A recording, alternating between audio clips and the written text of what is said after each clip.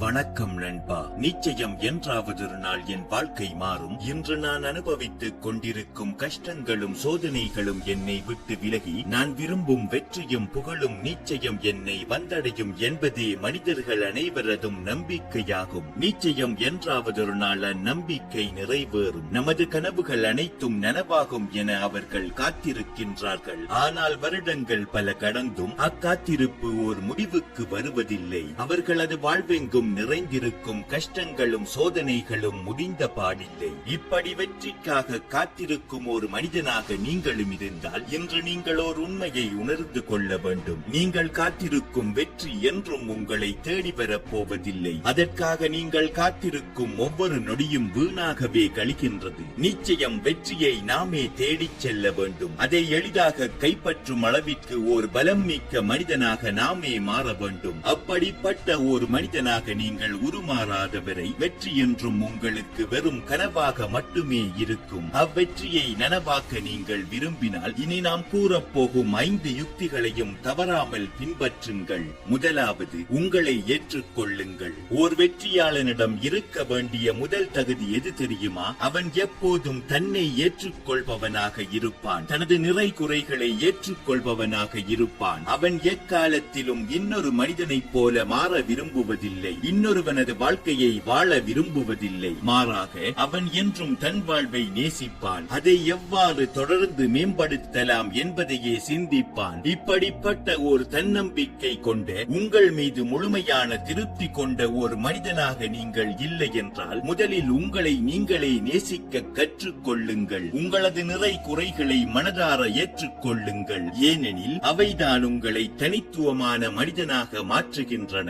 இரண்டாவது, உங்களுக்கு என்ன தேவை? தனது தேவை எது என்பதை தெளிவாக அறியாத மனிதனால் என்றும் ஓர் வெற்றியாளனாக மாற முடியாது. எனவே இவ்வுலகில் உங்களது தேவைகள் என்ன? நீங்கள் எதை வெற்றி பெற விரும்புகின்றீர்கள்? ஏன் வெற்றி பெற விரும்புகின்றீர்கள்? அவ்வெற்றியில் உங்களுக்கு கிடைக்கப் போகும் நன்மைகள் என்ன? அதில் நீங்கள் எதிர்கொள்ளவிருக்கும் சவால்கள் என்ன? அச்சவால்களை எதிர்கொள்ளும் தைரியமும் உழைப்பும் உறுதியும் உங்களிடம் உள்ளதா என்பதை முழுமையாக அலசி ஆராய்ந்து உண்மையிலேயே இன்று உங்களது தேவைகள் என்ன, ஆசைகள் என்ன, கனவுகள் என்னவென்பதை தெளிவாக வரையறுத்துக் கொள்ளுங்கள். மூன்றாவது, பலம் பலவீனம். இங்கிருக்கும் மனிதர்கள் அனைவரிடமும் பலம் பலவீனம் என்ற இரண்டுமே இருக்கும். எந்த மனிதனால் தனது பலத்தையும் பலவீனத்தையும் தெளிவாக அடையாளம் கண்டு அதற்கு தகுந்தால் போல தனது முயற்சிகளை முன்னெடுக்க முடிகின்றதோ அம்மனிதனது வெற்றி உறுதியாகிவிட்டது. எனவே வாழ்வில் நீங்களும் ஒரு வெற்றியாளனாக விரும்பினால் முதலில் உங்களது பலம் என்ன,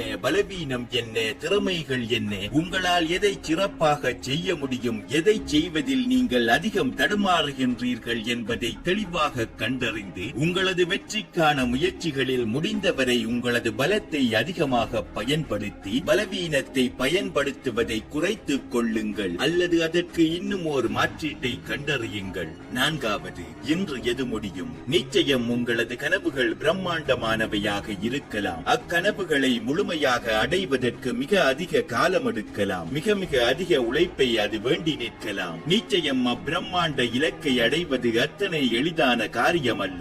ஆனால் அவ்விலக்கை நீங்கள் மிக மிக சிறிய பல இலக்குகளாக பிரித்து அச்சிறிய இலக்குகளை ஒவ்வொன்றாக அடைந்து கொள்வது உங்களுக்கு இலகுவானதே. அவ்வாறு ஒரு சிறிய இலக்கை அடையும் போது உங்களது தன்னம்பிக்கை வேகமாக மென்மேலும் அதிகரிக்கும். நீங்கள் இன்னும் தைரியமாக உங்கள் கனவினை நோக்கி நகர ஆரம்பிப்பீர்கள். எனவே உங்கள் மனதில் இருக்கும் இலக்குகளை அடைவதற்கான முயற்சியை சிறிய பல இலக்குகளாக பிரித்து அவற்றை அடைய இன்று உங்களால் என்ன செய்ய முடியுமோ அது எத்தனை சிறிய செயலாக இருந்தாலும் அச்செயலை நம்பிக்கையோடு செய்ய தொடங்குங்கள். நிச்சயம் அச்சிறிய செயலை உங்களுக்கு மிக பெரும் வெற்றியை பெற்றுத் தரும். ஐந்தாவது, பயத்தை தவிர்த்து விடுங்கள். வெற்றி உங்களது கைகளுக்கு கிட்டாதவரை என்றும் அது ஓர் கேள்விக்குறிதான். நீங்கள் என்னதான் உங்களது பலம் பலவீனத்தை அறிந்து உங்களது கனவுகளை அறிந்து அதை அடைவதற்கான யுக்திகளை வகுத்து களத்தில் இறங்கினாலும் என் முயற்சி வெற்றி அடையுமா இல்லையா